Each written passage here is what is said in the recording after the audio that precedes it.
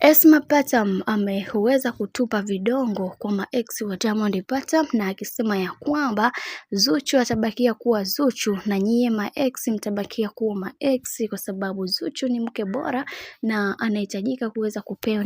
kupewa upendo wa dhati na familia hii. Najua wengi wenu mtajiuliza maswali mengi kuhusiana na hiki, lakini ukweli utabaki kuwa pale pale ya kwamba kila kitu kitakuwa katika misingi na mikakati iliyo bora zaidi, na wengi wao walitamani sana kuweza kuwaona watu wengine wakitaabika katika hii dunia. Hivyo tunaamini katika hili kila mtu atasimama imara na kuhakikisha kila kitu kinakuwa katika misingi na mikakati iliyo bora zaidi, maana kuna vingi ambavyo vipo na kila mtu anatamani sana kuweza kujua hiki kinachoendelea kwa sasa, na wengi wao wakasema wacha tuone mwisho haya yote itakuwaje, maana kuna vingi ambavyo vipo na kila mtu anatamani sana kuweza kujua hiki ambacho kinachoendelea kwa sasa. Hivyo katika hiki kinachoendelea, Mungu atasimama na kila mmoja kuweza kuwafanya watu wengine waweze kuenjoy na kufurahi pia katika kila hatua ya maisha ambayo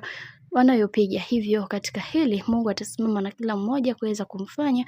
enjoy zaidi katika maisha yake yote ambayo ameweza kujiwekea katika hii dunia. Bwana, mambo ni mengi sana juu ya hiki ambacho kinachoendelea kwa sasa, na bibie huyu ameweza kukiri na kusema kila kitu kitakuwa katika misingi na mikakati iliyo bora zaidi, maana kuna vingi ambavyo vipo na kila mtu anatamani sana kuweza kuhakikisha kila kitu kinakuwa katika mikakati na misingi iliyo bora zaidi, maana haya ambayo yanayoendelea kwa sasa ni zaidi ya kufuru katika familia ya bwana mkubwa Diamond Patam.